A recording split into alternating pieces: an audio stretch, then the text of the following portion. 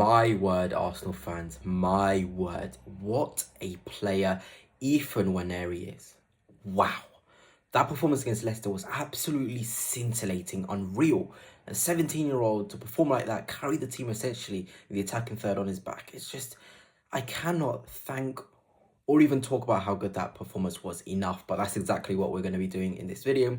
So if you are new here, please hit the subscribe, hit the like as well. It would be greatly appreciated. And as you'll see to the right of me, or the left, don't know my left and rights, we have Ethan Nwaneri from Haaland.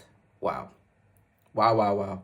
It is just insane how a player comes through your academy and just comes to the first team and just performs instantly. It is probably the best thing to happen for a club, you know, when you have one of your own performing on the biggest of stages, and it is just a blessing, really. And this season, Ethan has just been a joke. 17 years old and he got player of the match against Leicester, player of the match also in the Champions League against Girona. He shows he can do it in the biggest games. Today, Arsenal needed somebody to step up. And I'm going to talk about Sterling later. I'm going to talk about the other attackers later.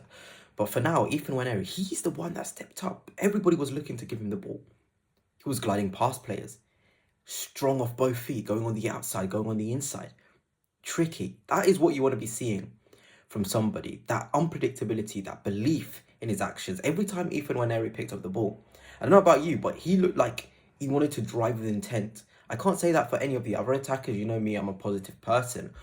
But Ethan was the only one receiving that ball with any sort of positivity, especially in that first half. And those balls into the box off of his left foot are just absolutely magic. And you'll see here, this is his shot. Look at that skill. And then, oh, I mean, that's just unreal. To do that, guys, honestly, is unreal. Let's have a look at it again. Shift, shift, shift. Weaker foot, by the way. Hits the post. If that had gone in, I don't know what I would have done. But it's just the belief there. He knew once he got that ball in the attacking third, I'm going to take a shot here. And there was another one which he curled with his left foot, which clipped the bar, and Trossard was screaming for the ball. But I'm happy he took that responsibility on. He was feeling himself. He was in the momentum. He had the game. Take that shot. Take that shot. He didn't score, but it was a fantastic effort. He quite literally wanted to be the guy, to be the difference maker in that attack. And when you've got that from a player at such a young age, it is unreal. And here is the assist. Beautiful, beautiful cross. Great header from Marino. It's small things that make a massive difference. The weight of pass, the execution, the timing of the pass, the awareness of what's around you. Ethan Nwaneri at 17, he has it. It was begging to be headed in. It really, really was begging to be headed in. And when we look at his raw stats from the game, you know, we look at that 9.0 rating is absolutely unreal. 2 shots on target, 1 shot off target, 1 block shot, an assist in there, 30 out of 33 accurate passes. He would even go for the extravagant pass as well. So it's not just he was playing safe passes, he was trying those switches and they were coming off. He was in a flow state. He quite literally throughout the game was in a flow state. And I'm sure you saw it on the thumbnail of this video. He played like Messi. And Joe Cole, you know, he's a fantastic player himself. He's retired obviously now, but for him to recognize that, he's seen Messi play. I'm sure he's played against Messi. It is big, and it's big responsibility, really. 3 out of 3 tackles won as well. He can do the dirty side of his game. You know, ground duels won, 11 out of 14. We know how Mikel Arteta wants you to win your ground duels. He's won 79% of them. He's won 100% of his aerial duels as well there on the bottom left. 64 touches he wanted to be involved. 88% in terms of successful dribbles as well, Gunners. Absolutely incredible. It really, really is. The stats we're seeing here, it is not normal for a 17-year-old to come away from home when there's injury problems, a lot of questions, to perform. It really, really isn't easy.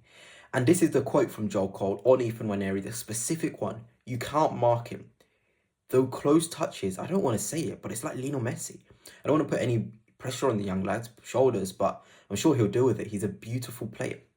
You know what impresses me the most is the fact that people and pundits and people that watch the game, they're able to give him this praise because they know he's not phased. We've seen Ethan Nwaneri when he got the assist again, just a simple finger wag. I don't want to be the sort of person who overhypes, but he has that coolness about him. He creates these situations and he doesn't seem phased. He doesn't want to celebrate. You know, we saw him whip one in against Girona, first Champions League goal away from home. he just ran to the corner, and the people around him, there's not even this sort of surprise either.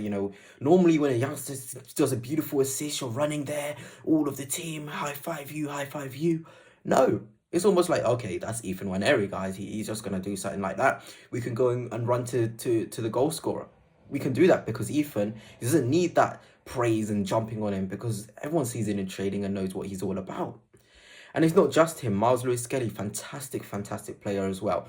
And the reason why I've got this photo of them together is because this is as big as the goal or the assist, that Ethan Nwaneri put in. If Miles isn't there, doesn't time the tackle to put that out for a corner, we go home and we lose that game.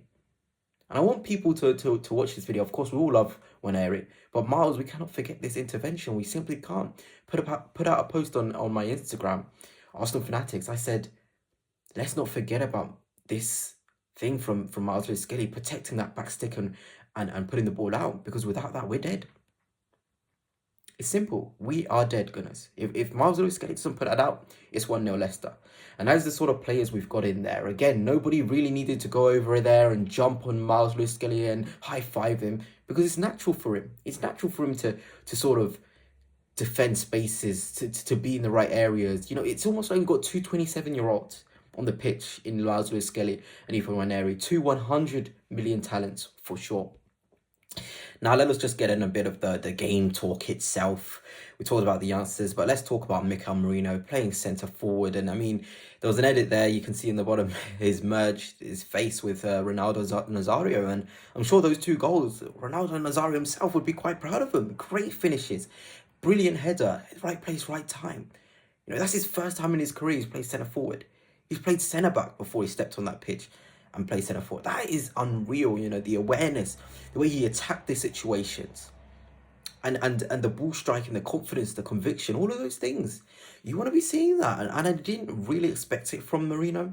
I saw the reports about him being an auxiliary centre forward. We talked about it on this channel, but he came into that game and he showed us. He really showed us he can play that position to a decent level, to a fairly high degree, and that's always going to be a positive thing, to be honest. But obviously I want to end sort of this video really talking about Raheem Sterling, and I'm not going to be the sort of guy to attack his performance, because I know how thin we are. I'm going to be positive, actually. I'm going to say I saw Raheem try take on his man. Wasn't successful once, but he tried to take him on. He tried to be brave. He's not sharp, obviously.